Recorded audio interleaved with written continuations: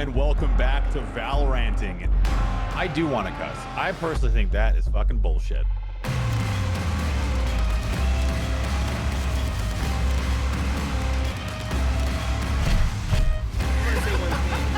What can I do for you? What can I do for you? This is the best produced podcast I've ever been in.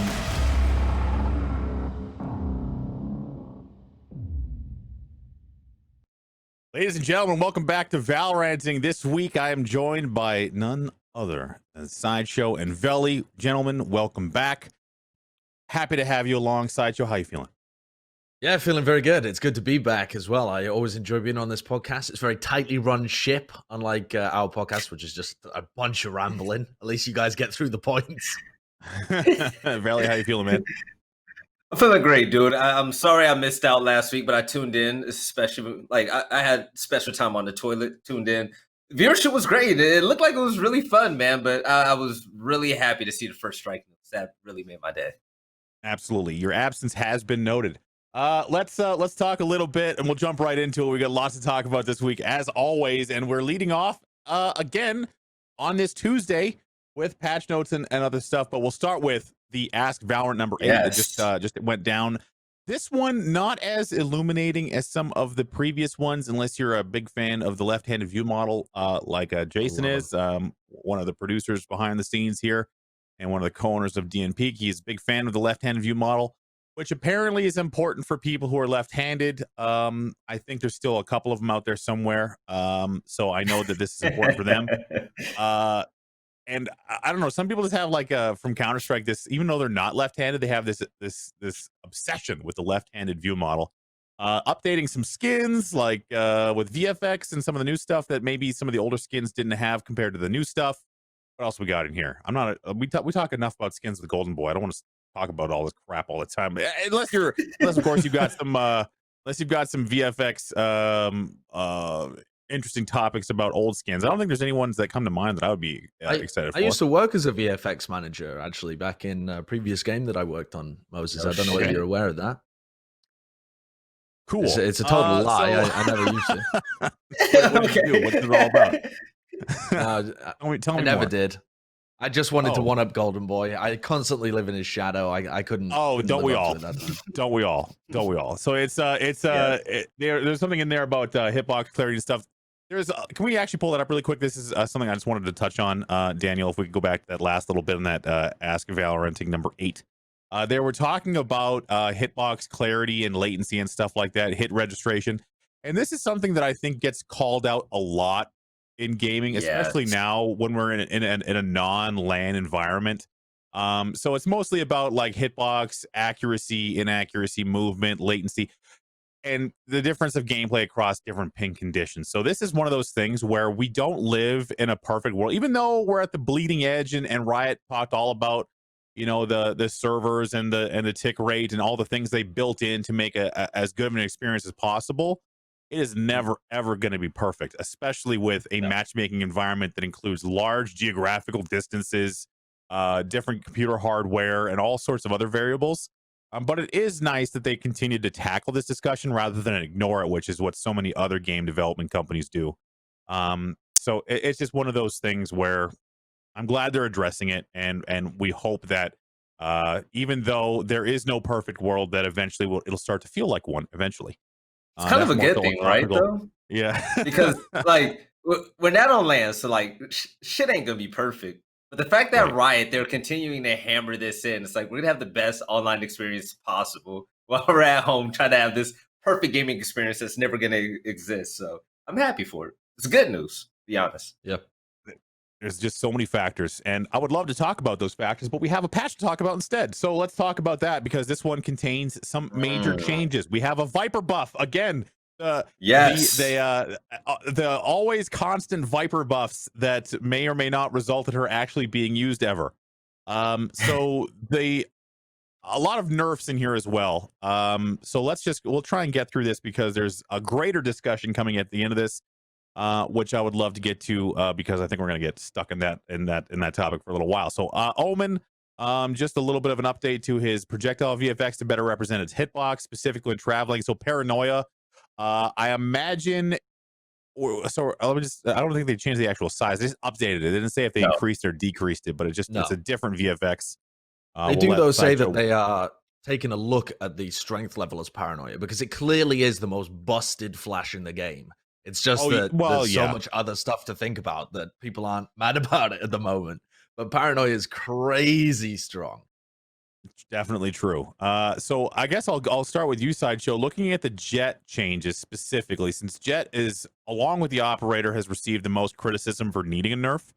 Do you think that the Bladestorm Burstfire nerf is the first of what's more to come, or do you believe that this is just maybe Riot handling their marquee character with a little bit of care?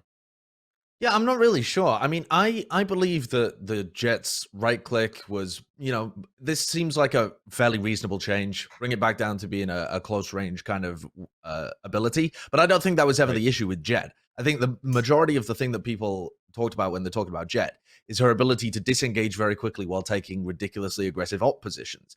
Because normally, one of the ways that you want to counter an AWP is you want to predict where they're actually playing with it so that you can fire utility there.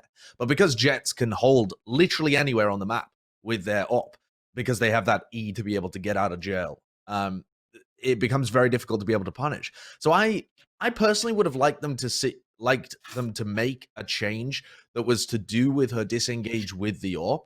Something about like maybe you can't use E while you're scoped in, or there's some delay with the AWP specifically to try and counter some of that synergy. And instead, they've gone for Jett alt nerfs and operator nerfs, which is a valid strategy to also making the operator feel more reasonable to play against. I would have liked to see them tackle the Jett side of it specifically, because now we might get into a situation where it's only Jett that can AWP. Because she's the only person that can move around at the same time as it. I don't know. We'll have to play with it first, but this is a change that is maybe not what people were really complaining about, in my opinion. Exactly. It does feel a little off the mark, but we'll continue. We have lots of op chat coming down the pipe, so we'll put a pin in that for now. So yeah, Bladestorm getting changed up, not a big deal. But let's talk about Viper. I think that the Jett right click for burst fire is I mean, the knives are strong as it is, but Jett, like you said, is strong on her own without the ultimate issues as well. So Viper, she now starts the round at 100 fuel, previously 50. So now she has her full fuel tank, which is good. So she can place her pre-wall around. She can do all of the toxic things that she does. She can now do to maximum effect right out of the gate. Snakebite, the vulnerable debuff applied from Snakebite now lingers for 2 seconds after leaving Viper's acid. So really trying to hammer down the efficacy of her multiple abilities related to poison, and of course Viper's Pit. Move speed has been doubled while casting, so she's going to be like shooting her toxins everywhere and just like counter strafing all over the goddamn place like a demon. And Viper now fast equips her weapons after casting. Re-equip times vary per gun, but on average will reduce her weapon downtime by 0.4 seconds. That's insane. The combination of a slow placement and re-equip time was resulting in Viper players getting too hurt or killed while casting ults in a situation we felt should be pretty safe. This change should increase the positional options available while casting and get your weapon up sooner. So she's not only going to be like running around at double speed while she's casting the thing, but she's also gonna be able to take her weapon out faster afterwards. So they're looking at the deploy time for Viper's Pit, and I believe that they just feel that the deploy time is counteracted to her ability to actually maintain the ult and operate within it. So we'll see what this means. It sounds a little ridiculous. I don't know about you, Veli. So this is my question: is she still going to be moving at double speed just while the ult is running, period? Just while the cast, according to the patch notes, it's just while casting. Thank Can you imagine God. That? Okay, thank God. I was gonna say she turned into Viper Green with a Raven. judge in the poison, just Mach 10, just all over the fucking place. Just There's no fucking running from it at all. Actually, after shout out to We Did from Alamo Gaming, we're gonna talk about him later on, right? I actually have had a lot of fun using Viper, and the fact is, the Snakebite change, I'm down to see it in play. Cool. I'm not against it. I'm not against it at all. The casting thing, okay, whatever. But at the same time, they have to get people to use Viper. And what better way to do this? And if she is too strong, we know that Riot, they're going to get back into the game and, modify her. They're going to bring her back down. But the snake bite thing is the biggest thing to me. 2 seconds after you step out of the snake bite is going to affect you. That's a big blow. So let's see if the theory crafters, when it comes to setting up strategies, are going to use her to her maximum capability now. So, I mean, we'll see. There's a lot of question marks with Viper. I mean, Yeah. also, at the end of the day, she could still just be the Viper that we always knew. No one's going to pick her because she's not as flashy as everyone else. You What do you never think, know. Sideshow?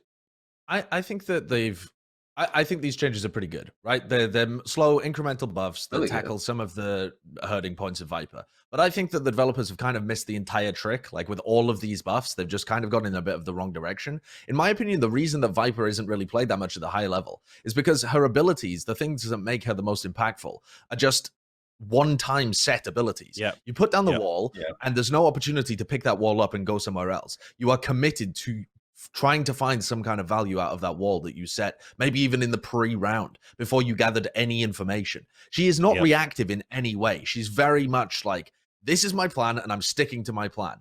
And yeah, you could argue she could be used for fakes or something like that, but the value you get is very minimal. And if you try and get big value out of it, it's very easily read. So I would have liked to see right at the very beginning them try to put these abilities on a bit of a timer. Like the smoke and the wall, maybe you can recall them after a certain amount of time.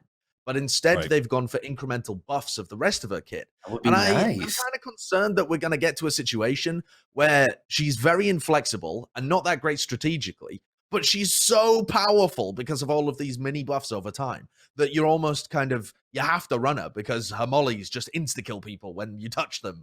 And the wall evaporates people from a 10-meter range because they've been forced to buff it to such ridiculous levels because the base design of the character just doesn't fit the game as well. That's my concern here, is that the buffs are in the wrong direction, and you're going to end up with a very powerful character that doesn't really fit strategically into the game. Yeah. And Moses, can I add in for 1 second? Like, and, Sure. and touching on what Sideshow's talking about, also the Jett thing is kind of disappointing. The whole thing about Jett is the fact that she can super dash out of any situation. Period. Like, why Right. can't we toy with probability of her being able to only dash forward and backwards? Maybe just forward. Maybe after an op shot, there's like a cooldown buff. I don't know, but something a like chess that piece, has you can to only be move in certain directions. Yes. She can only but dash for Jett, in because L that's pattern. the issue. Because honestly, like I play with Jett, I put myself in situations I know I should never put myself in. Fundamentally, I know Right. that I am fucked up for playing this, and if I get a kill, I'm cheap. I shouldn't be allowed to do it. And the fact that if I can miss, I can just get out immediately. No, make it to where it's like a cooldown. Once I shoot the op, maybe like 0.3 seconds before I could dash out, 0.2 seconds. I don't know. Something really small like that. That could change the game drastically. And honestly, something like that could possibly deal with the Jett meta that we see with her now. If you want to get these changes in, just have an interview with the Riot devs, and I'm sure they'll put them in for you. Can we get to that segment? Is that next? So my opinion on this kind of stuff is that, yeah, like we're gonna see these changes, and it's gonna happen. So Reyna, I don't really. We'll see. I'm gonna trust that Riot can figure this out eventually. Reyna does get a small debuff, I should say. She gets nerfed a little bit. Brim's got Kind a of a buff buff, alert, though. by the way. Let's talk about it then. I didn't really read it that closely. Let's go back. The Reyna change is up. kind of a buff, actually, because Fire rate previously bonus decreased from 25 to 15%. Yes, so it sounds like a straight up nerf, right? She literally shoots Right. slower when her ult is out. But the problem with the ult was at a high level, people, because you only get the ult like maybe twice a half maximum. People weren't really spending the time to learn this spray pattern because the bullets come out so fast. If you miss your first shot, the spray control just pushes everything up above their head. Oh, there's no recoil changes to it, so it's like it's harder to control. The recoil is still crazy. So they're trying to tone down the fire rate bonus so that it's easier to master the new spray patterns of her when she actually uses her ult. I don't know whether you've ever watched Screenplay Reyna, but the guy literally doesn't use his ult ever. He just goes around without her ult. It's like the worst ult in the game because it can actively throw off these high level players' aim because the timing of your spray pattern is completely changed. So I think this might actually get her Empress used a little more. Having never played Reyna ever, I'm going to accept your explanation, and also because it matches the one below the tooltip there. So Sure. I'm glad we have you along. Brimstone getting a slight buff for his stim beacon. I think this is more of a parity buff for Reyna's ult as well. They took him out the meta, so they're trying to bring him back in slowly. This is it. This is the first step. I just realized that Brimstone is actually still in the game. So we have some weapon updates as well, and now it's time to talk about the operator. And you can tell when it has like a 7-paragraph preamble that people are gonna be mad about it. So let's talk about it. So the operator, they've increased the price by 500 credits. They've decreased the scope movement speed by 4%.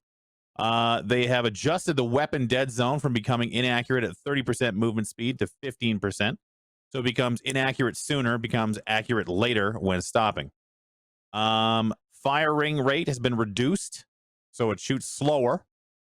And the instant equip time adjusted from 0.3 to 0.5, so that means it takes longer to get out of that after tapping an orb bomb defuse. So it takes longer to pull it up from doing something specific. And the leg shot damage has been decreased as well, so it will not. It'll do less damage to legs. And the scoping dead zone accuracy fallout. Okay, we just talked about that part. So I think we hit it all. That's the biggest part to me. Across the board nerf for the operator. So let's first of all talk about how people are reacting, and we'll get into our opinions afterwards because people are mad. Let's get into the Twitter drama, shall we? This is fun for me. So Mendo is the one who kind of broke the news via interview with Nick Wu at Riot that the operator was going to be nerfed, and they went into the reasoning behind why in this interview. And TSM's coach, Tailored, came out and said, maybe Riot should talk to people who know how to play the game, quoting Mendo's tweet regarding the video. And then Mendo comes back and says, this poor guy believes I am the sole reason behind the op getting nerfed because I got to interview a dev. I thought I was reading a sarcastic Reddit comment, but it's actually the comment of a coach for a pro team. And now we can scroll to where we have Blastoise, one of the R&D guys from Riot, as the lead balance designer on both League and Valorant, as well as the creative lead for Riot's TikTok. I can 100% confirm that we make balance changes decisions on the spot during interviews. And then Tailored comes back and says, I was implying that the changes seemed bad and that Mendo's constant whining is silly and unfounded.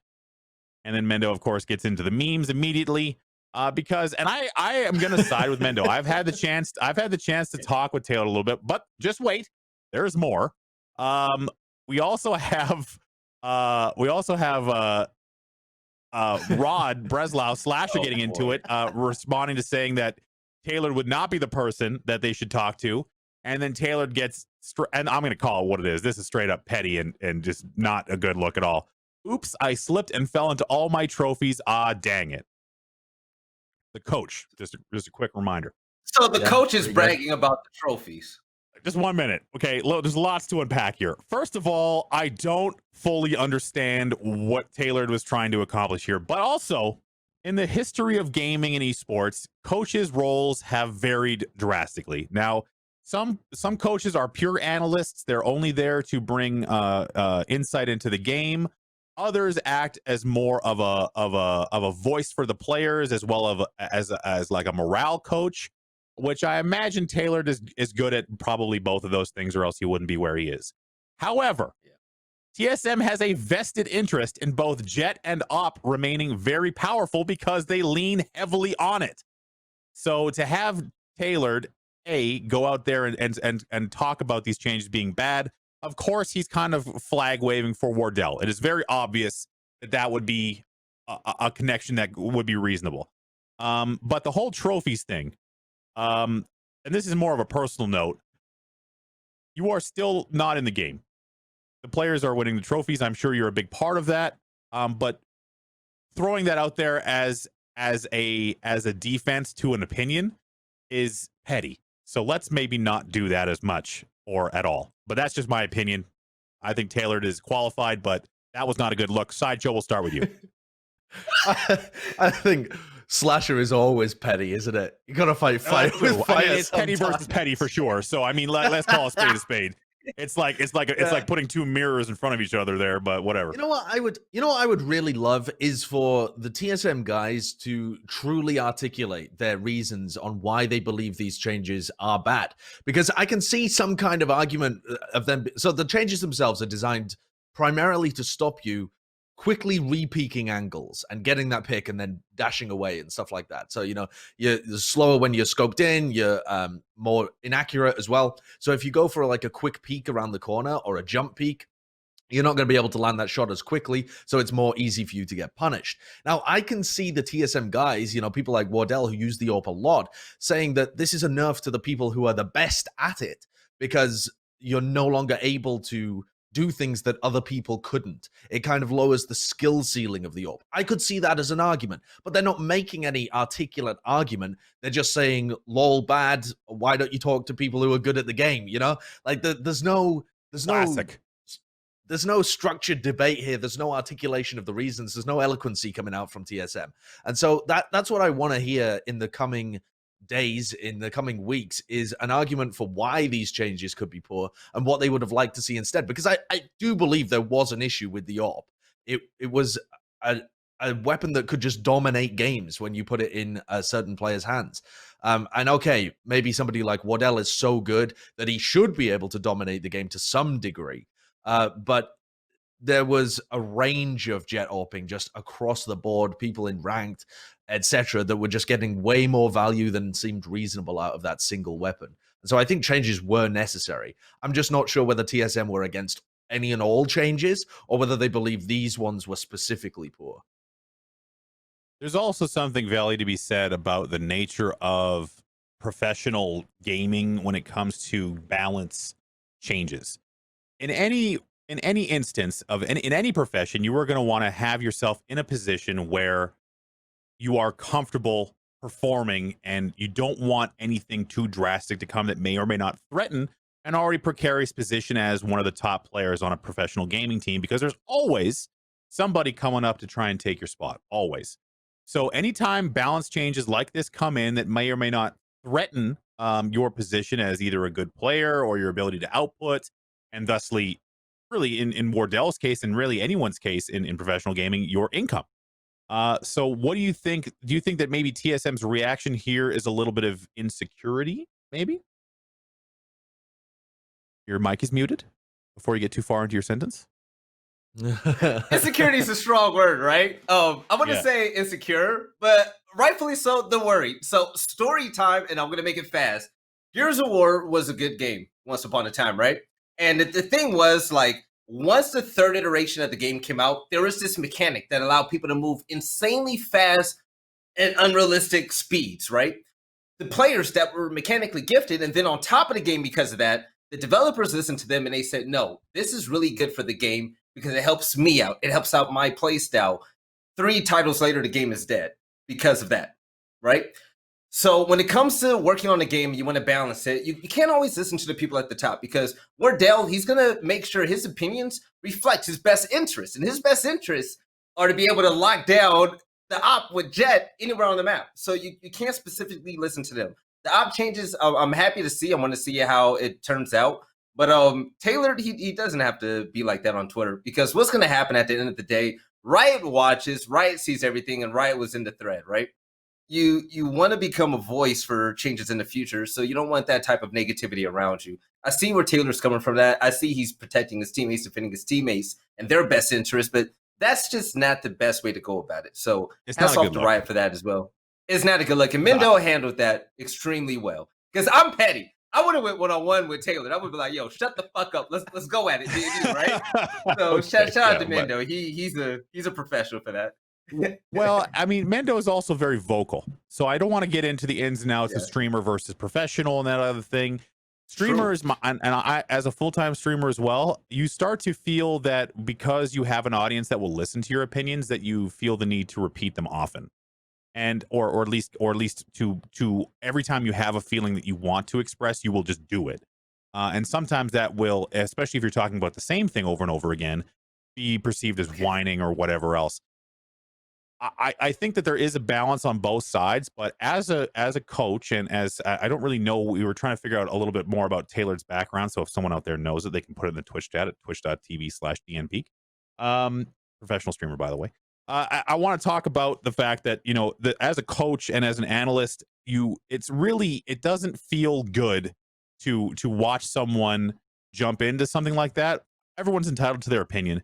But to put your team in that position as well as having like TSM's coach gets into it about op changes, it's gonna draw more negative attention than probably positive change.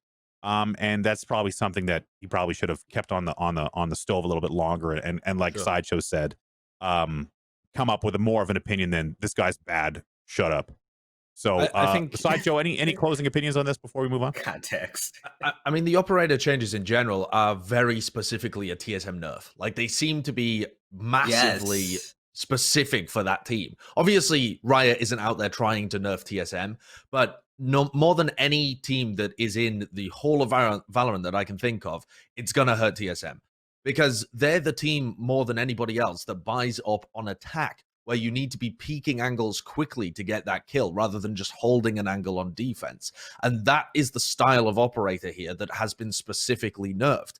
And that is what Wardell and TSM relied on so much more than good side executes or map control play and all of this stuff, was him being able to find picks on attack. That style is very likely to be significantly nerfed, if not unplayable now at the moment. And they're probably going to have to go to much more of a rifling style on attack. This is part of why I was critical of TSM in the past, because even though they are clearly a top-level team in North America, one of the best with Sentinels, they seem fairly one-dimensional. And I think in a game like Valorant, it's not like CSGO, where there's going to be patch changes once every couple of years. It's a game where they've committed to making regular changes to the strength of different agents, to the strength of different rifles, to the strength of the AWP. It's going to change over the course of the game, and you have to be ready to pivot and be flexible here. But if TSM are able to do it, if TSM come out in First Strike or whatever other tournament they play in, and they're able to still be a top 2 team or still win a title with this nerf to the operator, I think that shows a new depth to that roster. And that's something that a lot of fans of Valorant in North America have been waiting for, is waiting for TSM to be tested, for Jett to be nerfed or for Op to be nerfed. And if TSM and Wardell are still able to rise to the challenge, that to me, more than anything that they've done so far, shows that they are an elite team. Or this can go the route of what Artist was talking about, saying NA is really top heavy. Now you take away those operas that could be a carry Harry for your roster, and you put rifles in everyone else's hands. You need them to step up. You're going to start to see how weak some of these rosters really are. So the storylines and narratives heading into First Strike, it's gonna be thick, Moses. I'm thinking more about like the long-term implications for like regional I guess heavyweight versus heavyweight. This makes G2, I think, a little like, it doesn't really affect G2 as much. Sentinels, I think, has a little bit more flexibility, even though Shazam has been, you know, historically a very good opera as well. We'll have to see what happens. But right now, we are all mostly just talking about TSM Tailored's trophy cabinet filled with trophies that include the word invitational.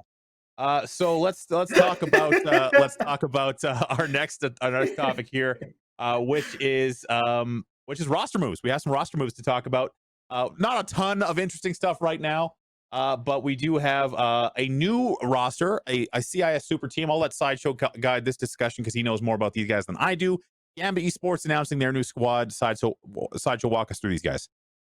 Yeah, I think this is an attempt at making an elite level CIS squad after Party Parrots kind of fell by the wayside, right? Party Parrots was the team that Angel used to run, whose pieces got picked up for FPX, and there hasn't really been a CIS team at the real top level since then. And these guys come from a range of different teams, a bunch from a team called Fishka v Tom, which I don't understand the name of, but there you go, who weren't a top level team, but they were competing at the tier 2 level. So they were able to beat and take maps and be able to take series off the teams that were trying to get into the top 8, top 4, this kind of region. So this is a team that looks like individually has a lot of strength. it's pretty unknowable like how they're going to work together and whether they're really going to be competitive at the top level. But I think this is a roster that looks like they have potential to be a bit of a breakout into being the ones that are on your radar, right? If you watch only the top 8, only quarterfinals onwards, you might start to hear the name Gambit now as they creep into these kind of positions. I think that's at least the aim of the team. I believe that CIS teams like this can sometimes be surprising and also sometimes fade away. But I think of the team Party Parrots. I think of Party Parrots in this regard, where this might be one of those things where 2 or 3 of those players are great standouts, and they wind up getting added into another European team at some point in the future. We'll see. It's just one of those teams where I will have to see what they can start qualifying for. And as there's also a whole tournament. Yeah, there's a whole Russian first strike, right? So yeah, exactly. They probably set this team up to win some bag over there. Yeah, exactly. So they're having CIS on its own region in First Strike, as Sideshow just mentioned, is going to put teams like this in a great position to at least show out or to advertise themselves as maybe not just a CIS region, but as well as individual players. Similar to Oceania, which we'll talk about in a little bit, where every once in a while a good player will get scooped up out of there and they'll continue to have their tournaments, and we'll talk about that when we talk about Rise of Valor in a little bit. So let's talk about Magical, the all female team that has potentially been picked up. So we have some the typical cryptic contract signing gifts. This one by Jazzy was particularly interesting because if you guys know anything about the Little Mermaid, and I guess you could tell by the facial expression on Ariel here that she is signing this contract against her will, which is an interesting dynamic for a contract. I mean, she's coerced into it. She's coerced and kind of pushed into it, but she's not forced to sign it. She just signs her soul away. It's a happy face. For some she's giving her voice away. So she's giving her voice away for the chance at heteronormative relationships. So I again, very strange dynamic in here. But anyway, they're getting signed to something's happening, and we'll have to figure out what. Yeah. We'll have the GIF interpretation expert is unfortunately out this week. But we'll make sure that we refer to them next week. So we also have an interesting story, and this is one of the feel good types of pieces of news if you're interested in contracts and esports. Is Mamba Mode Gaming, most recently performing at a high level, released their best player, We Did, so he can seek other opportunities likely at the tier 1 level, as We Did was one of the best players on that squad, and has kind of established himself as one of those players that gets kind of scooped up by the magical claw to rise to the next level. So for those, I guess I'll lean on Sideshow again here. Talk to me about We Did and why is this important for him? Well, I think the most interesting thing about him is he plays a ton of Viper, right? That's what Mamba Mode Gaming has really made their name about in the tier 2 level of North America. And you got to remember that this is tier 2 level. This is below the kind of level of the other big organizations that we talk about being the top 8 teams in the region. But they looked like they were the team that was ascending. And I always find it really interesting, though, personally, when these lower level teams release these players from their contract, because part of the point of being this like tier 2 organization is finding key good talent and then selling them to better teams who pay the buyout fees. And that's how you make a bit of your money. So I always find it really interesting when these lower level organizations release players from their contract, because there must have been something in the works there where the buyout fee was a problem for them. But that's such a weird situation to me, because that's like the whole point of running a tier 2 organization, is getting your name out there, getting good results, and then being able to leverage that. So I think it seems like they just genuinely wanted We Did to go to a better place because they believe in him so much as a talent. But that's really weird to me, because go ahead. I keep taking your shine, Moses. Go ahead. What's honorable, Moses? It's your turn. I was going to say it's honorable, but not necessarily sound business practice if you're looking to actually turn a profit in tier 2 esports. Go ahead, Veli. But okay, so that's the part that really gets me, right? And that's why I'm happy that First Strike is now here, but it wasn't here in the past. So shout out to Doug and Van Silly in the chat, because they covered this post event with me. But watching We Did and the rest of Mamba Mo Gaming, the team was obviously special, right? Whenever they flipped the switch, the Jets were turned on. They dominated everybody. Beast Coast, they did extremely damn well against Luminosity. Like against everyone, they made it look particularly easy, right? So you question, why is We Did released from this roster? Why can't this roster get with an org? But then once again, we keep throwing around the words tier 2, tier 2, tier 2. Yes, they could have possibly had their chances, like a lot of tier 1 orgs that are currently invited into these invitational only tournaments. But I feel like a lot of these teams really didn't get a fair shot, and that also hurt the tier 2 scene. I honestly believe that We Did and the rest of that roster, Critical especially on that team, they work so well together, right? They definitely deserved an org. I just think that their chances leading up to now just weren't there. A lot of these teams had players coming in from big, MDL backgrounds, big CS backgrounds, Overwatch backgrounds, right? And they got snatched up immediately. But where does that leave other players? It leaves them just in quote unquote tier 2, waiting for their opportunity to have more chances to play the better teams in NA. So this is extremely unfortunate. I'm not happy about this, but I seriously hope We Did gets picked up immediately, because him as a talent and he has a big brain. He makes a difference in the games that he's in. So I hope this isn't the last of his journey. I feel like it's got to be. Show? I don't know exactly which team he's going to be showing up in, but I feel like releasing him from his contract here indicates that he is clearly going to another team. And I would imagine, considering the deadline that First Strike has now put on every team to create a functioning unit, a functioning roster for what are we talking, like three weeks now? And you need some time to be able to scrim before then as well. There are teams out there, like, for example, 100 Thieves, who haven't got a full roster announced at the moment. You're right. But these are the kind of organizations, the kind of teams that would have a deadline and might not be willing to negotiate buyouts. They're just looking to pick up players quickly to be able, or pick up good players quickly. They're probably not willing to rush it, but they've got a little bit of time, a couple of weeks, to be able to pick up the best roster they can possibly field and kind of learn on the fly as they're going. This is the kind of move that I think would make some sense. I'm not saying it's 100% 100 Thieves, but one of these bigger organizations that is looking for players before First Strike. That's, I think, the obvious move here for We Did. I would be incredibly surprised if they release him from his contract for just no reason. There has to be a plan for you to release a guy from his contract. Has to be a reason, right? There might be. It might be going to another team. It might be something else. You never know. Anyway, let's move on. We have some Trovo and GLL updates. This for those of you who were not around last week, Trovo and GLL, a company I'm familiar with, has run a tournament, the Trovo GLL Challenge on the Trovo Live platform. If you've never heard about it, don't worry, no one else has either. It was now 78 days ago where this tournament completed, and nobody has been paid. Players, talent, nobody. So Trovo Challenge was on July 3rd. There's a 60-day invoice period, which is relatively typical in esports. Nothing on September 23rd. Nothing coming in until October 23rd. Give us your social security number. You need a company to invoice this. See, I don't know what Simo your tweets are unintelligible, sir. But I understand you haven't been paid. Let's listen to Bach instead. Players aren't the only ones struggling to get paid for the Trovo Challenge. 78 days after I send my invoice, I'm still getting the runaround from GLL Valorant. More issues. 18 days after net 60 means waiting up to 100 days. WTF? Question mark. Time to charge interest and late fees. Emojis. You'll have to wait until the 23rd of October to receive the money. Hopefully we can pay you sooner, though. Thank you for that sentiment.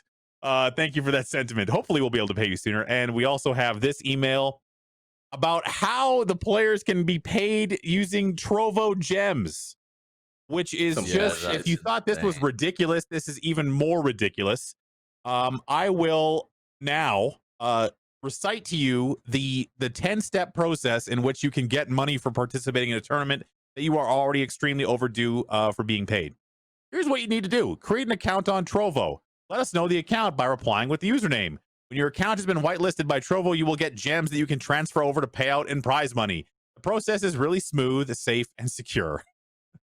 Here's more information about how it works. We will make sure that you get all this as fast as possible in the upcoming days. Go to the Creator Studio, go to the earnings page, click Claim Cash Rewards, see how much money in USD that you have to claim for the number of gems you have.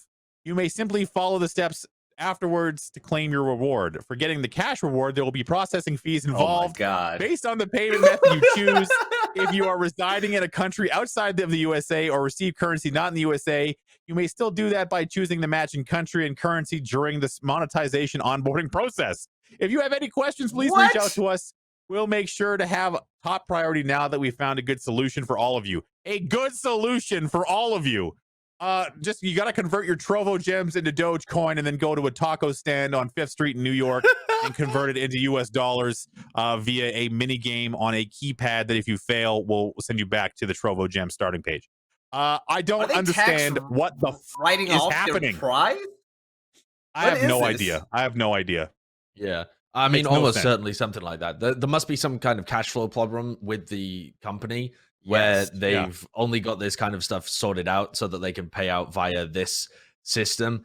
It always happens in these lower level tournaments. I don't mean always as in every lower level tournament, but if you run enough lower level tournaments, you will always run into at least one of these issues. Yes. Where it's a company that, because it's esports and they're not particularly liquid, they don't have the money to be able to pay out. They're waiting for sponsors to pay them, and so they can't pay because they haven't thought ahead properly and their organization is all in pieces. And then you do just get some scumbags who just have no intention of paying as well, because it's esports and it's a predatory business too. Indeed. And you know what? We thought about this when we were talking about it. Be like, well, man, GLL was the one who ran the tournament. They're the one who like use it to promote their platform and all this other stuff. So of course we looked into that whole cash flow situation. And me, again, being familiar with GLL as a company, knew that within the last year or so, they have received tens of $millions in funding from the Swedish government or something like that. Let's take a look at the article if we have it really quick. This is something that was 100% confirmed. I know this actually happened, so just excuse the pocketgamer.biz website, because believe it or not, GLL getting a couple of $1 million or tens of millions of dollars in funding was not huge news across all of esports. But I know that they've received tens of millions of dollars within the last year or two in funding, and that I believe we don't have the article to show right now, but you can find it yourself. They do have the money, or at least they did have the money at one point. Where it's gone, I don't know, but they did invest heavily into PUBG and PUBG events, and that's where some of that money went. But because Lord knows you're not going to get too many returns from PUBG esports in that regard. So there has been 78 days without payment. This graphic was made in 14 seconds by our producer Ian. So shout out to Ian for making this.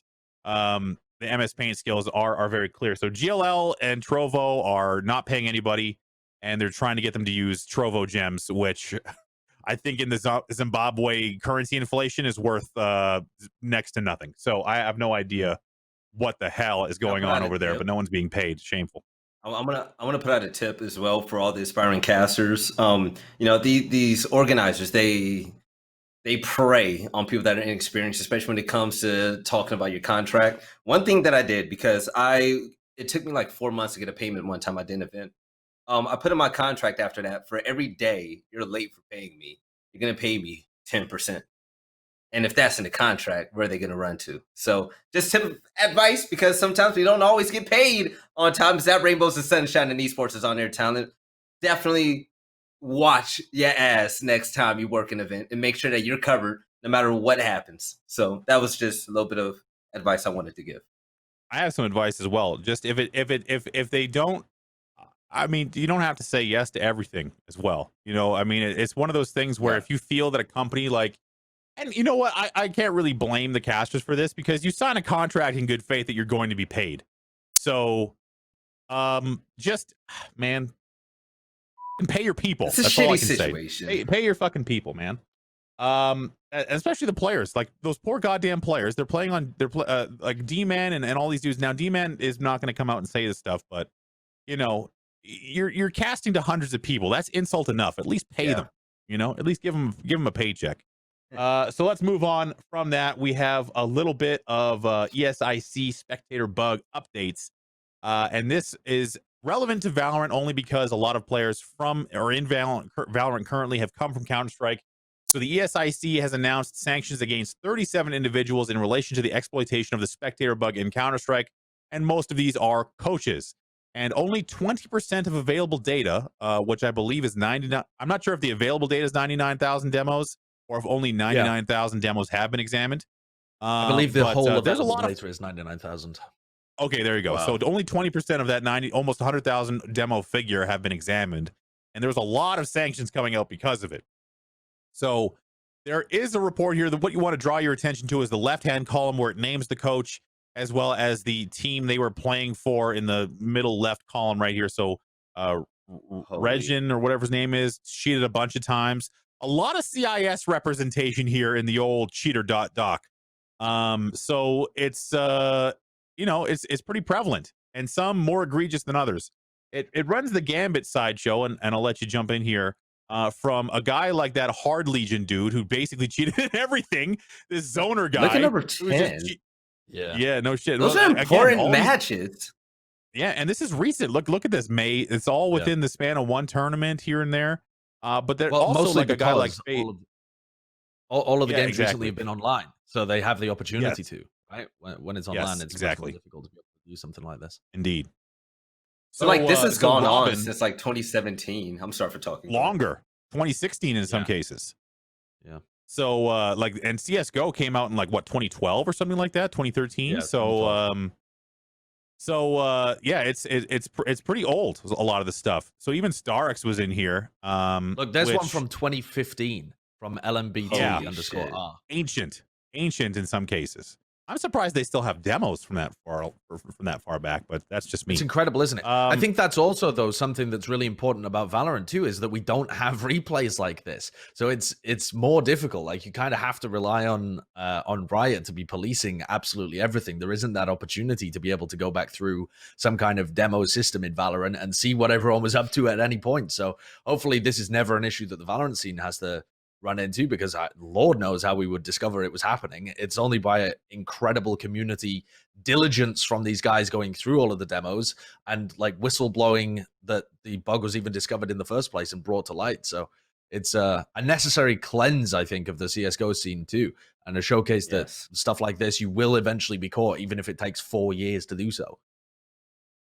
Which is good. It's good that justice will eventually find you, but what damage was done at the time is the question. Because that's the issue with these integrity problems, is that maybe that advantage that you got in that one game caused one player on another team to be dropped, or for the personal effect of am I doing something wrong? Like, imagine being, and this is someone mentioned this in a tweet thread when this first was breaking, about how it feels to have this advantage against you as an IGL, where it might feel, at least in this guy's case, he did mention, like, I felt like I was completely shitting the bed as an IGL because they were they were calling and counter-stratting every single time, but it's because they were cheating. So it's really brutal. Yeah, it's really brutal.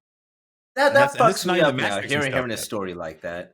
That fucks me up hearing a story like that, for the simple fact that, like, I used to be a fucking pro gamer, man. And you know what? Like, at MLG, I was cheated out of going to a championship game or advancing to top 3 times because the team cheated and nothing fucking happened to them.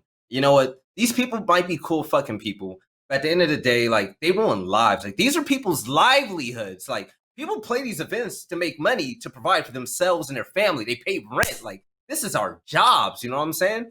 And it doesn't sit right with me if these players and coaches, or whoever gets caught up by this, are able to game hop away from that game to this game because they can get away with it. I really hope that there's something that's set in place for that too. It just doesn't sit right with me. Competitive integrity is everything, and if you have people that can just cheat one game and hop to the next until it can happen again, it gets to a point where it's like, we're going to sit there and think, we should have stopped this cycle when we had a chance. We should have stopped these players from being able to just get out of jail free and just go to another game that's just the same and make money over there and then cheat people out of money and their futures as well. Fuck that. Get rid of them. Well, we've also never been in a position where we have not a governing body across all esports, but like an organization like the ESIC, where you're going to have Yeah. like what is the closest you can get to like a USADA or something like that, where they have something very, very calculated, professional, presentable, and it'll follow you. It's going to follow these guys. Like even like some of the stuff like Starix or whatever was implicated, and they made some tone deaf tweet about how they stand with him and all this other shit. Whatever. Like there are some cases in here, and this is why they have this sanctioning matrix, like aggravated cheating and regular maybe oops I did it cheating, like or whatever. Like FaZe's coach Robin was, he was implicated in one of these as well, and there was one instance where he was supposedly of using the coaching bug. But if you look at the context of that sanction, they lost that game 16-1. So there's a pretty good chance that maybe he might have experienced the bug and that might be present in the demo, but did he gain an advantage from it? Did he use it for an advantage? Maybe not. So there is some play in this. There's some play in this as well. But the big thing that is basically this is just the appetizer. The main course, which is the match fixing stuff, is still to come. That has not come out yet. And when that comes out, oh baby, watch out. So Sideshow, we'll come back to you. Any more opinions, ideas, or concerns with this topic in its entirety, integrity based issues in gaming?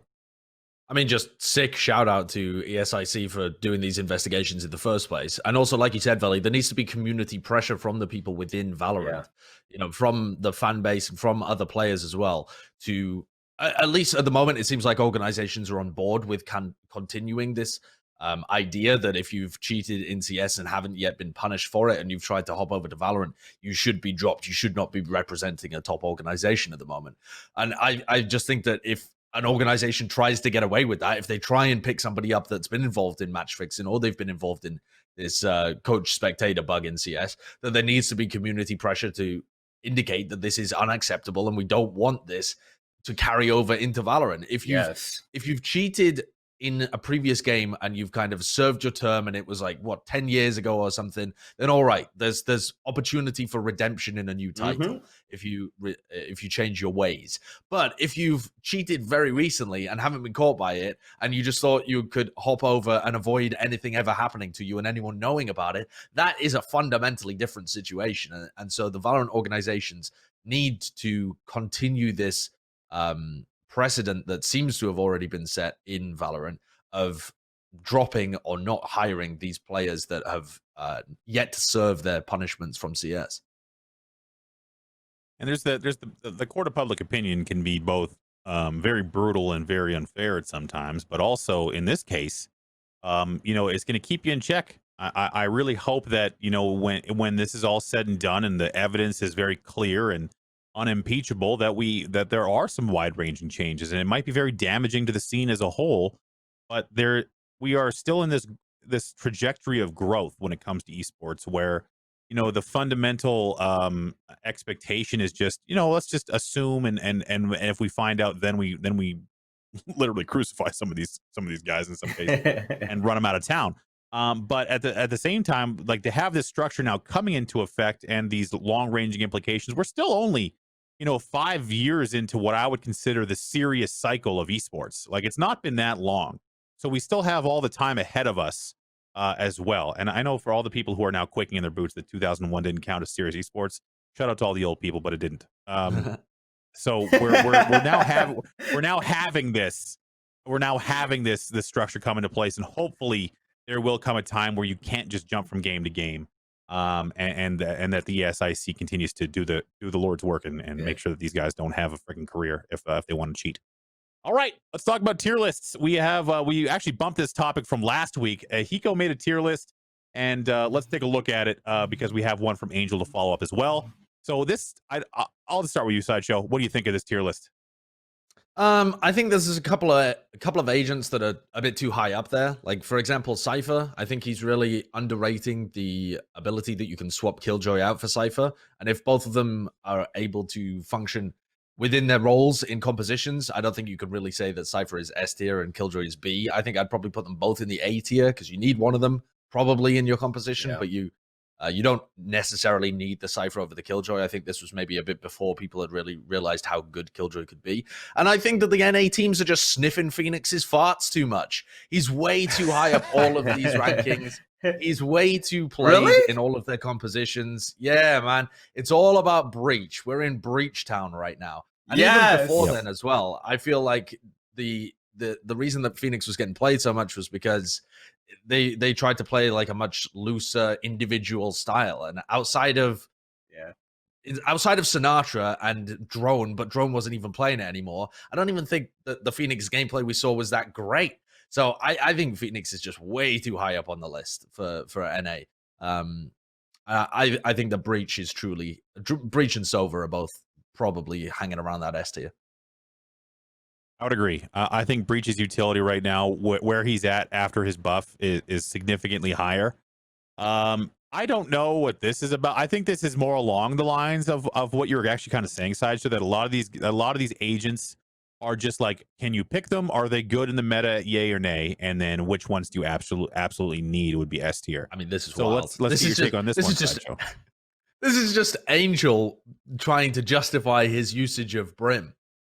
But Angel uses Brim more than anybody else that I've seen, and so I think it was a little bit of a joke that he put him in the S tier as well. But at the same time, Angel really does enjoy playing Brimstone on certain maps because you can get 3 smokes down instantly compared to Omen. But outside of the true like top level of the game, that difference is tiny compared to the advantage that you get from Omen's flash. In any kind of team style that isn't just a fast execute onto a site, Omen is significantly better, which is why he's been played by everybody else. So I think this was just also, you'll see that Killjoy wasn't even on there because Angel hates Killjoy. So that's, I think that was just a bit of why? I love her. I don't know. I think Meadow, the guy that Angel plays with on FPX, is much more of a fan of Cypher, and I don't know, something about Killjoy just doesn't work with the way that Angel thinks about the game, I guess. I personally think Killjoy is still not being utilized the best way. I don't like Killjoy either. C? Honestly, like, this might be a hot take. I believe Omen is an S tier character. She and Jett, and like Jett is stronger because of her mobility, but Reyna is. That's it. Like, think of it like this way: how would you categorize Scream as a player, Veli? Just like roll, or he just fucking just shoots people. He just runs and shoots. He's playing shoot mans. Reyna is a shoot man's agent. She doesn't really bring a lot. What she does after the kill. There's no other agent. There's no other agent that could do as much as Reyna after the kill than Reyna can. And the simple fact that I thought it was funny because I think it's stupid. People were saying if they actually nerf Jett and she's not viable with the op anymore, we're just gonna switch to Reyna, because if you get the kill, whoop, and then you can just get out of there, right? Like, that's insane to me. I do believe Breach. I've always said this on this show. Breach has always been S tier to me. Other than that, that's it. I believe that Cypher. No, fuck it. Put Cypher there too. There's just 3 S tier agents. Other than that, I believe Killjoy shouldn't be on the same level. Killjoy should go 1 below. And the reason why I say that, Sideshow, the reason why I say it is because you can destroy her OT. If you can destroy her OT and you can't destroy Cyphers, I mean, that gives him the upper hand, especially what you can do with his trip mines as well. I mean, tripwires. So that's why I believe that he belongs 1 step above her. Other than that, I think Brim is vastly underrated at this point. It actually disgusts me that I don't even see Brim anymore. I think that his ult is... I said that Breaches on Rolling Thunder was the ultimate site retake ability, but then you take that microwave in the sky, the Hammer of Dawn, right? From Brimstone, he is remarkable. And the fact that his smokes are fantastic as well, you can't discredit that. You got to put respect on his name. I want to zoom it out a little bit and get your opinion on Reyna, Sideshow, and why maybe she didn't appear in Angel's tier list. I think she's really far down, right? Like, Reyna's in C tier. Yeah, I agree with this. I think Reyna. Yeah. I mean, I think that Reyna is the kind of character you can only make work if you hit ridiculous amounts of shots. And at that point, if you hit ridiculous amounts of shots, you can still provide more utility to your team across almost every other agent as well. Like, it's all, you have to be a true freak to make Reyna a viable character. And so you see like Scream playing it. who else plays a bunch of Reyna? I can't even remember, man. There's Absolute Jupiter plays some Reyna. They actually opt with the Reyna, but I don't even think it's that good because it's like a vastly worse Jett because you have to hit the shot in order to be able to disengage. So all of the times when you want to set up on an aggressive angle, if you miss that shot, you're just dead.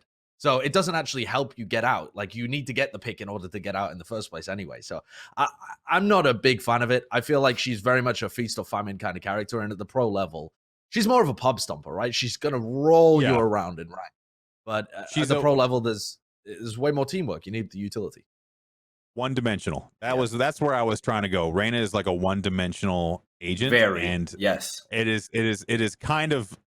And I say this about Scream only because he is extremely talented, and it's fine to be one-dimensional when you're as good at one thing as you are. It's like the old NBA adage, like if you can shoot 45% from 3, you can make it to the league even if you can't do anything else. So it's one of those things where I believe that a one-dimensional player or a perceived one-dimensional player like Scream, who's like just a aim god, would latch onto an agent like Reyna. But we actually have some more, I guess we'll call it player-informed chatter about the tier list. So let's listen to Hiko talk about Jett in relation to his tier list. Cringy Jett opping one tricks. It pains me to put Jett in S tier because I think as an agent, Jett is not S tier. But unfortunately, with the way the meta is working and the amount of utility that we have the access to, and the way that Jetts can use her abilities in a very aggressive way and get around smokes and over smokes and take very aggressive duels without even needing to feel any kind of pressure. Because if you get flashed, if you get jiggled, if you miss your shot, you can literally press one button. And if you're using default binds like I do, that button is E. You can press E and you get away for free. You can get aggressive with a free pick. You can play defensive with the free pick. You can push over a smoke. You can do your nerdy Jett things where you buy a shotgun and you dash into U-Haul and clear U-Haul with a judge. Like, ultimately, I think her ultimate is really, really powerful right now too. The fact that there's no damage fall off, the really, really good Jetts are just super hard to deal with. She's super hard to deal with. So just I did check briefly the date in which that was done, and that was about 12 days ago, I believe. It was on the 17th. So this is all before the context of the current patch. So I would love to see Hiko's breakdown on this tier list in a week or two once we've been steeped in the changes to the operator and Jett's ultimate. So we'll see what the pros decide is the new meta, if it has changed at all. Will Viper make an appearance? We'll find out. Sideshow, what do you got for me? I think the Jett understanding in NA has been significantly hurt by the fact that a lot of people like to AWP on attack. The best way of playing Jett that you see G2 use, you see Vision Strikers use, you see a bunch of different teams all around the world use, and TENS as well, actually. But some of the other NA Jetts have been so slow to do is that she is designed to be an entry on attack. Like when you're bursting into a site, if you dash her in an off angle, the person that is holding their crosshair placement on the choke for the rest of your team to come in has to then swing away to deal with the Jett. And that allows the timing for all the rest of your team to come in. If you combo that with flashes, the dash engage into a site is enormous. And I think that's one of the biggest reasons that she is S tier. And it's not really something that Hiko discussed there at all. It was much more about the nerdy judge stuff and the way that she interacts with the AWP as well. But I think even if the AWP is not played whatsoever, even if they literally removed it from the game, didn't even nerf it, but literally removed it, I think you would still see rifling on Jett be incredibly strong because the attacking executes that you can put together are like nothing else that's in the game. You can try and replicate them a little bit with a blast pack with the raise, but it's a much more predictable movement and it's much slower and the timing isn't quite as consistent. Jett is really good at being able to attack. And outside of TENS, it doesn't really get utilized in NA as much as it does in Korea with Vision Strikers or Europe with G2 and some of these other regions as well. we'll have to wait and see. We'll have to wait and see. I can't wait to see. I can't wait. I can't wait to see if all of TSM's tailored nightmares do come true.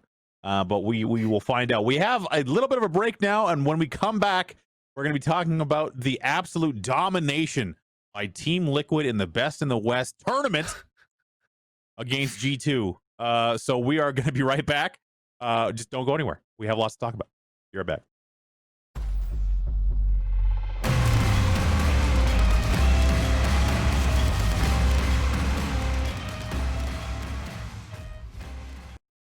Welcome back to Valoranting. I'm WDev Moses, joined once again by Sideshow and Veli, and it is now time to talk esports in Valorant. And boy, is it a little bit light out there right now. A shout out to everybody who has been participating, but boy, do I miss the Ignition series, and I'm definitely looking forward to First Strike kicking off very soon, so we can get back to the regular cadence of Sentinels and TSM tweeting at each other in various ways. So let's talk first about the Best in the West tournament. Asterisk. It was a absolute, and you know what? I'm going to do what I said I was going to do, and I'm going to call it what it is: an absolute domination by Team Liquid, showing finally that there is a contender, a true contender to G2 in Western Europe. Yeah. They sat down for this very serious set of matches, and as you can see, Liquid going to their tried and true strategy of using all Jetts. And really showed here, Sideshow, what Liquid really is made of, which is Jett mains. Yeah, it was very interesting. They implemented hero bans for this tournament and banned every hero other than other than Jett. But yeah, I think that, you know, the only thing you can take away from this is that Liquid are clearly the best team in Europe and probably the world right now. Indeed. Veli? Oh, did he leave? Okay, fair enough. You know, it's not a big deal. We don't need Veli. I guess he didn't. He I muted my mic again. I muted my mic. You know why? I was screaming in excitement from that 4 Jett setup on C, man. It's something I never saw before. G2 didn't know what hit him, man. They weren't prepared. They need to hit the drawing board. True. Absolutely. G2 just did not have what it took to overcome the rising tide of Liquid, which is a pun I did not realize I stepped onto until I was there. So let's just move straight away from that immediately. Let's talk about the rise of Valor. This is the Oceanic tournament that happened recently as well. $70,000 prize overall throughout the entire tournament. So quite the monetary reward there for Australia. And I do remember in the pre-show talking to Sideshow, and he's got some very interesting opinions about this tournament. Sideshow, go ahead. Well, I want to preface this by saying that I haven't watched much Oceanic Valorant. I tuned in to watch some of the semifinals for this. I tuned in to watch the final as well. And I don't think that they're there at the same level as these other top regions, which is unfortunate because, or it's actually kind of interesting as well, because Australian CS, as far as I'm aware, again, wasn't big into that either. They used to pull individual players out of Aussie CS to come and play in North American teams, as far as I'm aware. But the Australian scene was always much more healthy than the Asian scene. They were still generally considered to be better than anything that was going on in Asia generally. You know, maybe there was a couple of exceptions, but the general rule applied. Plus the fact that the Australian players speak English really well, so they slot into NA teams really easily.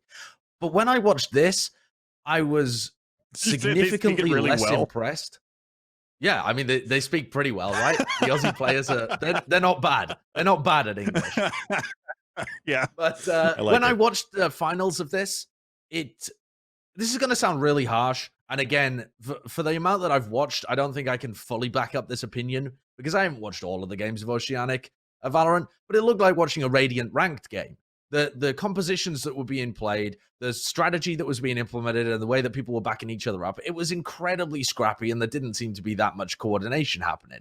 And I was much less impressed when I watched top Oceanic Valorant than when I watched top Brazilian, where the players are cracked and they're so fast and aggressive, and they're having Ignition series that are being played at the moment, and top Asian Valorant as well with Vision Strikers, who are incredibly coordinated and structured and have a bunch of top set plays.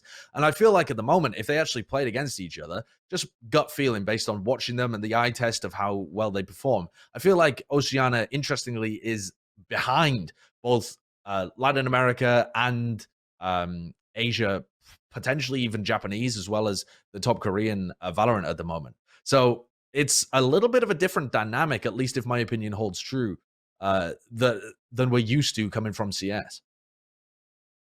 I had the same kind of feeling, and the same reality in PUBG was at least in my limited experience, was that there was always at least one really good Australian team, but you know the region was always really loud in the sense that like they had these tournaments, they had the players and whatnot, but there was always that one squad that in PUBG scoring system, just imagine like a 100-point lead where the next closest team had like, you know, 46 points or something like that versus the top team's 135 or something crazy like that. So it was always, like you said, there was this one standout that would likely get scooped up and taken off to another North American team or somewhere in Europe, because as you so adequately put it, they do speak English very well, as it is their primary language, but they're also unintelligible from time to time. So, so fair enough. We won't get into that because they're all very proud folks down there. So Veli, any thoughts on the regional rankings? Where do you think the Oceanic region slots in right now? I'm gonna sound rude as hell, but when it comes to like APAC regions, Oceanic, and all that, I honestly don't expect much from. Like you said, I just expect one really good team, and that's it. I really don't have too much of an opinion, to be completely honest. Fair enough. Well, we'll see. I'm gonna sound ignorant if I come out and say some wild shit. So I'm gonna be safe. But you know what? As someone who has intentionally pissed off the Australian player base from time to time, they do not forget. So just keep that in mind. They did actually, and we had this question when we had Caster on, and this will be our transition into the next topic about First Strike. They did appear, or at least get edited into the announcement after the fact. This is First Strike. This is all the regions that will be available. Regional finals taking place across North America, Europe, CIS, Turkey, Asia, Oceania, Brazil, and the Middle East. Brazil, interestingly enough, has been singled out, but I imagine that they're talking about Latin America as a whole. I would assume. Brazil is a very large country. I don't think so. Takes up you don't think so?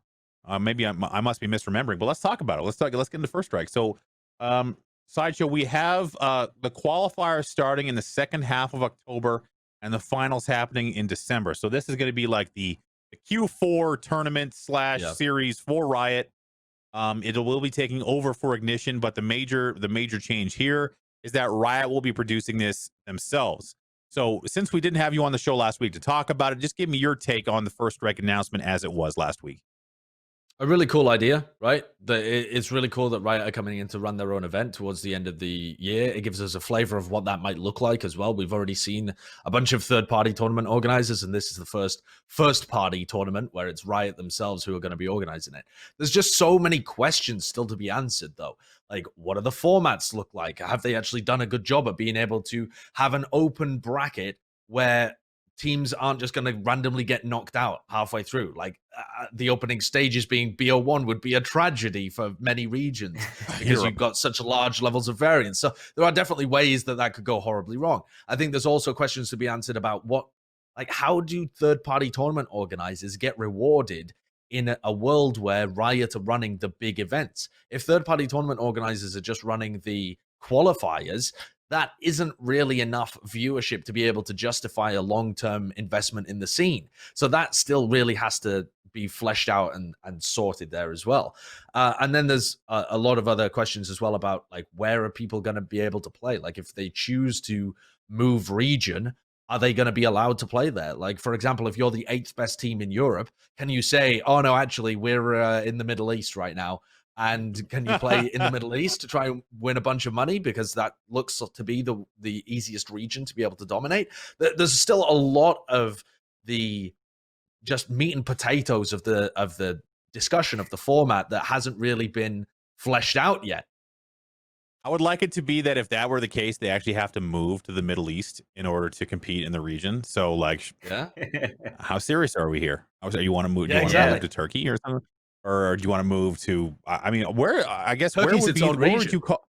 I guess Dubai. Yeah, I guess it would probably be somewhere like Saudi Arabia or something like that. Where would you say? And this is an honest question. Where would you say the heart of Middle East esports is? That's a good question, actually, because I haven't been involved in any esports where the Middle East has been a big deal, you know? And so Right. I know that there's been like some back really a long time back when I played TF2, Turkey. Israel actually did have a really big scene there. And Oh, so yeah. I always think Yeah, of Israel. Israeli players when I think about that, but I don't think they're big in many other esports. I think there's like one Dota 2 player that comes from Israel and maybe one from Lebanon as well and that kind of stuff. Honestly, I don't know. And I don't know whether there is a healthy Middle Eastern scene in Valorant. I haven't particularly seen it. I'm not aware of it. I'd love to know if there is one, but I'm at the moment totally ignorant of it. Don't sleep Well, on depending Turkey, on- y'all. Yeah, Turkey's but that's its own region. Oh, it is. Oh, I'm Yeah, stupid. I'm Turkey. sleeping on reading. Turkey in esports is a very like. There's a reason why they have their own region. There, it's very very popular. So so as brain far as sucks that right goes, now, that's I'm it. sorry. Van Silly's saying the Emirates and stuff like that, which makes sense. I would just assume like the richest part would be where most people are into gaming, you know. So anyway, we have those regions kind of set. It's the question of whether or not teams will be able to you know, and especially in Europe, have that crossover. What regions will they land in? Casper did mention that 3 out of 5 players, I believe, if I recall correctly, need to be from your home region. You can't even see my hands when I do air quotes, Daniel. How am I supposed to do this? So as far as thank you. There we go. Perfect. Thank you. Regions and cut back to the 3 cam. Thank you so much. So as far as the where you might land, there's some questions, especially about like FPX. Like I believe 3 out of the 5 of their players are European, right? So an Angel and Meadow, I believe, are CIS players, if I recall correctly. Yeah. So or Angel and Shao. Angel and Shao are are CIS players. So interesting. We'll see. We also have some questions about the observing, specifically around the spectator client and special observer tools that might exist. So there's additional observer slots, observer control panel, cinematic cameras, savable camera positions. Oh, baby. Custom HUD and team colors, visual clarity for in-game mechanics. That's what's up. That's what's up right there. I know Prius will be happy to see all this stuff, and Sapphire and all those who have been doing the observing for the events. So let's talk about that a little bit. Sideshow. I think that's one of the few things that we always talk about as observer tools, but just how critical is something like that to what will be the premier tournament after the Ignition series, which was more of the training, or we'll call it the beta series, versus now what will probably be the first launch series tournament. I think it's so important. In my opinion, it's the most important part is fixing the spectator system so that people, when they're first tuning in to Riot's big first event, actually get a good indication of what the game can be and what it's going to look like in the future. I think that just the HUD that we have at the moment sucks. Like the overall overlay just sucks. You can't see people's loadouts and their abilities at any point in the round unless you go over to their screen. That's really poor design, I think, especially when you consider that CS has been out for so long and has kind of established this system where you have the 5 things that are in on either side of the screen. And each one of my fingers here would be like a player with their health and with their abilities and, you know, with the gun that they bought at the beginning of the round. Like having to pull up tab at the beginning of every round is so limiting. See who has what with money. Yeah. Exactly. Yeah. Yeah. It's just it's a system to try and circumvent poor HUD design at the beginning. So I hope that they implement these kind of things. There are obviously massive changes that could and should happen. I just hope they do it by the end of the year. That would be awesome. Well, there's the additional observer slots also being potentially used by coaches as well, which would be interesting considering how many coaches are going to be looking for work very soon. Okay, let's not go there.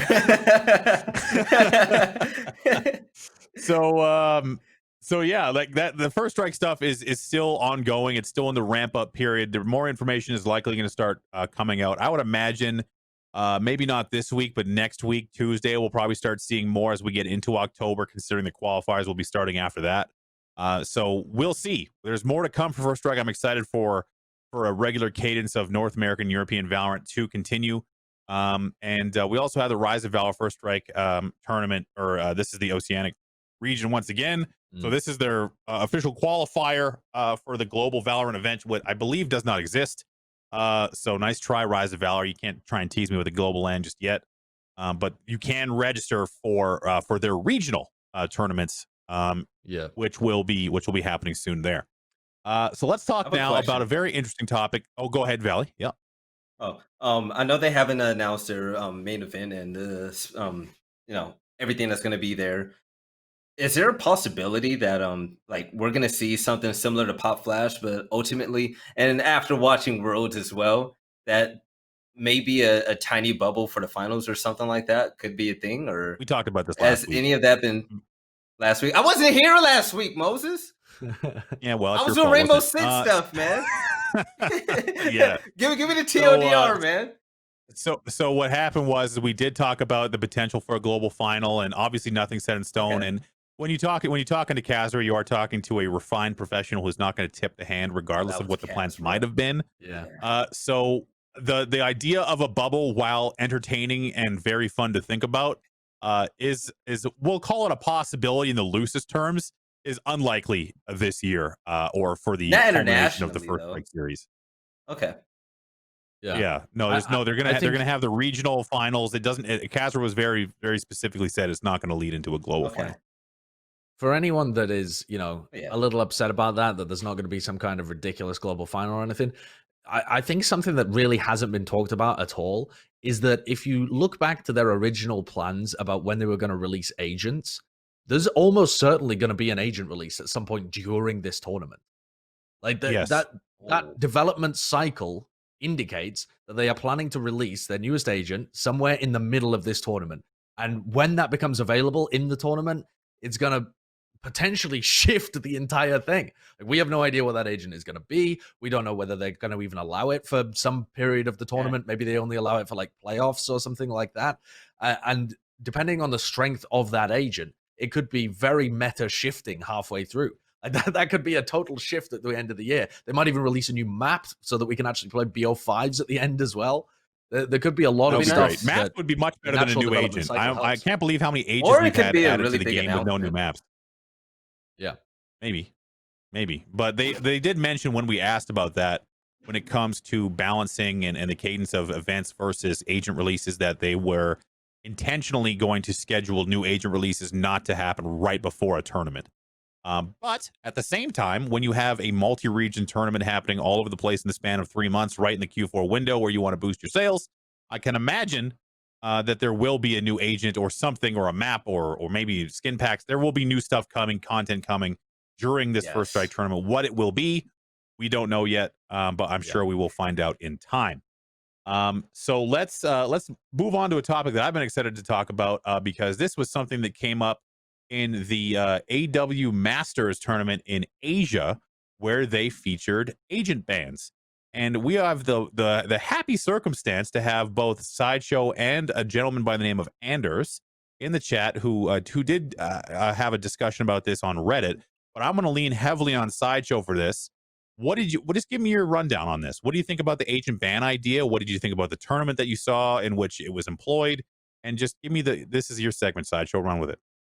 Well, it's a really cool idea, right? I think agent bans are almost an inevitability in Valorant at some point when the agent pool gets so large that you have a situation where you could accidentally counter someone's composition at the agent select screen. That, to me, is the thing that you really want to avoid at some point in the future when the agent pool gets so big. But at the moment, a lot of people's opinion, and mine as well, is that there aren't enough agents in the game at the moment for agent bans to be justified. But this tournament said, well, screw it anyway, let's try and run it as an experiment. And it was a really interesting experiment that a guy called Anders made a video about as well, where he kind of mathematically broke down the compositional variance that we saw from this tournament compared to usual. And it makes a huge difference. As you would expect, obviously, if you can remove an agent from your opponent and they can remove one from you, it is going to make a big difference to the compositions that you can use. It's obviously going to shift people off their kind of things that they've been practicing and the things that they were expecting to be able to run. Now, my issue with it is that I have two issues with this situation with agent bans being implemented in the game so early on. My opinion is that at the moment, the compositional diversity in Valorant is actually pretty healthy already and doesn't need to be artificially inflated as people are getting to grips with the game. People are still learning different archetypes and learning different ways to play the game. And throwing around different agent bans, I think is going to really cripple that learning process early on in the game. If you imagine agent bans as they come in 2 years down the line or something like that, these players are going to have a lot of experience to be able to draw on as certain agents are removed from the pool, so they can think, oh, this guy's gone. Right, well, that means that this style of Valorant is now the best to try and play. At the moment, I don't feel like the game sense has been fleshed out that much, just purely because the players don't have as much experience. But I think what's really interesting is that Anders came from it from the point of view of, this was really cool to see so many different compositions actually getting played. He put some maths at some point in this topic that I don't exactly want to try and recall off the top of my head, because I think I might incorrectly do it. But I think he said something like, at the moment, the Jett, Sova, Omen trio is being played about 40% of the time, with some kind of Cypher Killjoy addition on top of that, which I think is pretty reasonable meta variation. But when you compared that to the AWX, actually it didn't even affect AWX because that was still the case, but it increased the kind of different agents that were being played alongside that by a large degree. The amount of unique compositions was increased drastically. When I watched this tournament, I felt like the skill level of the tournament was impacted by the hero bans. So when people were unable to play compositions that they had been practicing with, they looked much more sloppy, and there weren't as many like good. The strategy came down more to countering their comp than coming up with good plays yourself and like working the map effectively, that kind of stuff. And it seemed like people weren't quite on the same page as each other as much as I was expecting from previous Asian tournaments, previous times watching Absolute Jupiter as well. But over the course of the tournament, people had kind of got to grips with the bans that were specific, like were expected, and they had come up with ideas for that. That's not the strategy that particularly interests me as much. I want to see what people can do with everything available. I want to see specific tactics that they've set up by being able to, plan, okay, we're running this 5-man comp like Vision Strikers do, where they have these insane set strats that they want to run on certain maps. I want to see like Sinatra being able to flex over to different heroes and being able to run a variety of strategies around the map, rather than the game boiling down to how do we adapt on the fly against another team that's adapting on the fly and just try and beat their comp. That to me is less interesting and less tactical, but it is a different way that the game could trend. So I personally think it's too early in the game for the reasons that I've outlined, but clearly it did massively increase the diversity of the agents being played, and that to some people is an incredibly fun thing that Valorant should be striving for in the future. I think that agent bans, and thank you, Sideshow, for your in-depth breakdown, and for your willingness to get into a probably what equates to a 2,500 word essay battle with with someone on Reddit regarding I like arguing with clever people. Arguing with dumbasses on the internet is not fun. I was gonna say it's as far as Reddit arguments go. I have to really narrow air quotes. Really, arguments go. That what I saw from the highlights that we just seen, that was actually just a good discussion. So we will include the link to that discussion if you want to after the fact. So if you guys want to check out Sideshow getting into it with Anders, another smart gentleman. Shout out to smart discussions on Reddit where we don't devolve into calling each other horrible names. Smart discussion on Reddit. What? I know. No. We'll save the other stuff for our next fluff segment when we have idiots being idiots. So Veli, I want to get your insight as well on pick bans. I do believe as well that it's way too early, mainly just due to the pool size right now of agents. But as Sideshow said, in the long term, when there's maybe some interchangeability of certain types of utility, that we will have more of an interesting banning and compositional variance, which makes the game just that much more interesting to have that kind of stuff occur, and also puts a lot more pressure on players to be less one tricky to simply. Definitely does. I agree. We have characters that are just so unique and one of a kind as well, and we just don't have enough variances of them. Once we get those different variances where people have options, right, that'll be cool. So let's say, for instance, we bring that over to NA and we do a first strike tournament. You ban somebody like, let's say, pre-patch Sage or even Breach in the moment. Omen, Cypher. Let's just wait. Cypher not too much because Killjoy's here. That's a different example, but it just shows that it could have significant changes in the game. And like Sideshow was talking about, you're not going to get the best type of gameplay because now we're scrambling to try to make something work that shouldn't work in the first place. There's a reason why some of these compositions work because this is the best possible way to play the game on these few maps that we have an option of picking with the few number of agents that's currently available to us. So give it a few more agents in the pool, say 4, 3, whatnot, and I think we'll be in good shoes for that. Good shape for that, excuse me. I love shoes as well. Shoes is a good I'm fit. tired, man. Pun alert. so tired. In the same way that Reddit discourse being cordial and intelligent is rare, so is ending the show on time, which is what I'm going to do now. So thank you guys so much, Sideshow and Veli, for coming in and joining us. We had a great show, and it was super tight, so I love that.